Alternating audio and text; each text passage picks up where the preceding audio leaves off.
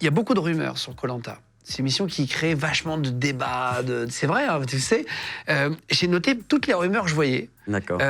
Sur koh. Je vais te les dire. Et tu peux me dire si c'est vrai ou si c'est faux. D'accord. Sur Internet, il y a toujours des complotistes, mais il y a aussi parfois des complots qui sont vrais.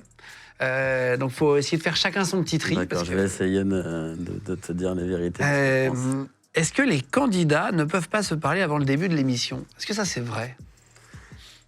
C'est faux, hein. Enfin c'est faux parce que tu l'as vu un peu aussi dans Les Traîtres, tu vois, on a voyagé ensemble, il y a des offs qui n'ont pas été diffusés, et tu t'imagines bien que la production ne peut pas faire voyager chaque candidat dans l'avion séparément pour arriver sur une île, 20 candidats dans 20 avions, enfin c'est impossible. Il y a toujours des gens qui connaissent du métier, donc même si tu n'étais pas à côté dans l'avion, tu vas le voir. Au-delà de ça, voilà, on voyage par groupe, et généralement ces groupes c'est ce qui fédère, hein, forcément, et c'est ce qui va régir aussi ton début d'aventure. C'est ton premier contact, c'est ton premier feeling, et c'est des gens qui t'ont envie de te rattacher inconsciemment, parce que c'est eux qui vont aussi guider ton aventure. Et donc forcément, souvent, ce que tu peux voir dans koh avec les alliances qui se créent, souvent les alliances qui avancent, c'est celles qui se sont faites durant le voyage en amont. Et ça, tu peux rien y faire, ça sera toujours comme ça. Donc dans des retours, c'est pire, parce que dans les retours, on se connaît tous, plus ou moins, on l'a tous fait, il y a des affinités qui se créent, donc c'est encore plus compliqué de jouer. Parce les que autres émissions, les autres émissions, quand tu fais un retour dans koh, c'est encore plus difficile parce que tu ne connais pas. Moi, en 2019, je suis arrivé avec 4 anciens, Théoura, Jessica, Moussa, et Sarah, et moi, on était 5, contre 16 autres personnes que je ne connaissais pas. Donc j'avais moins de scrupules à jouer, j'avais moins de difficultés à prendre des décisions sur les autres, parce que j'avais aucun accroche avec eux, c'était des inconnus pour moi. Donc voilà, c'est plus pareil. Est-ce qu'après le conseil, tous les candidats dorment sur place? Alors ça dépend maintenant d'où tu es, dans quel pays, etc.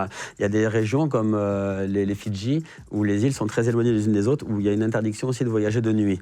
Les bateaux n'ont pas le droit de circuler de nuit. Donc si l'île dans laquelle tu es est située très loin du camp de base de la production et du conseil final, quand tu fais le trajet d'une heure ou en bateau, etc., la nuit, on le fait ça généralement la nuit tombée pour amener un peu plus de cérémonial au conseil.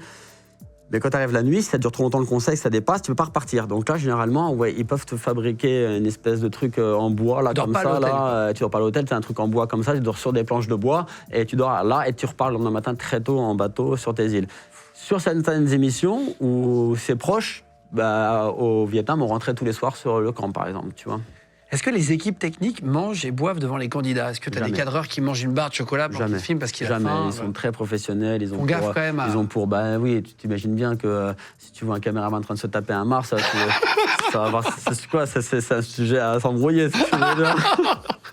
Non, jamais. Non, ils essayent. Tu les vois pas fumer, tu les vois pas, pour ceux qui fument, tu les vois pas boire. Pour te donner envie, quoi. Et si, à la limite, ils ont leur gourde d'eau, mais c'est tout uniquement. Est-ce que c'est vrai que la production plante de la nourriture près des campements pour faciliter l'aventure? Ah oui, forcément, parce que tu as une zone délimitée. Le but, c'est pas non plus que tu sois dans un champ de manioc, sinon c'est très compliqué.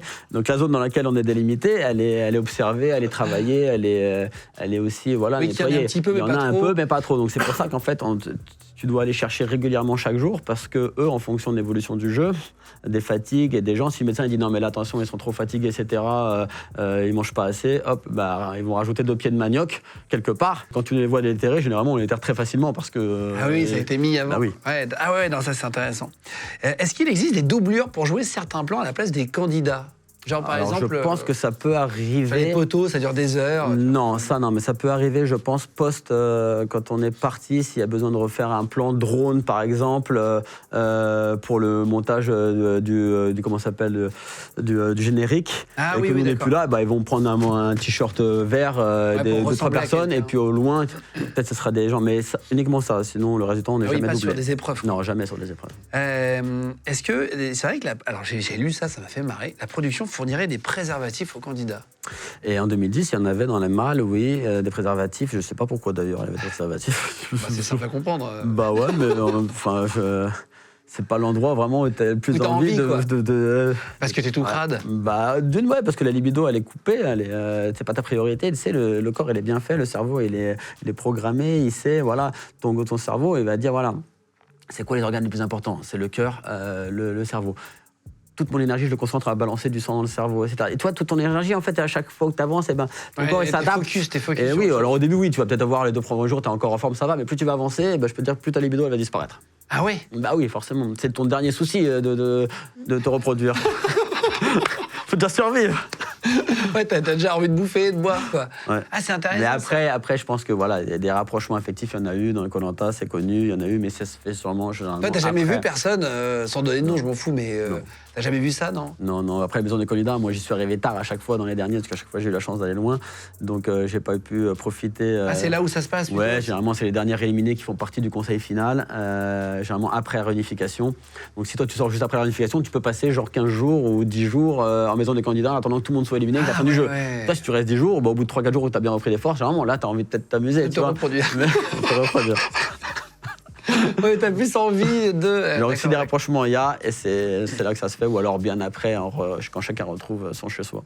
Les candidats ne sont pas payés pour faire l'émission. Il y en a qui disent que c'est juste. Et depuis 2012, si. Parce qu'il y a eu beaucoup de candidats qui ont eu l'amertume de leur aventure et qui ont voulu récupérer de l'argent par différents moyens.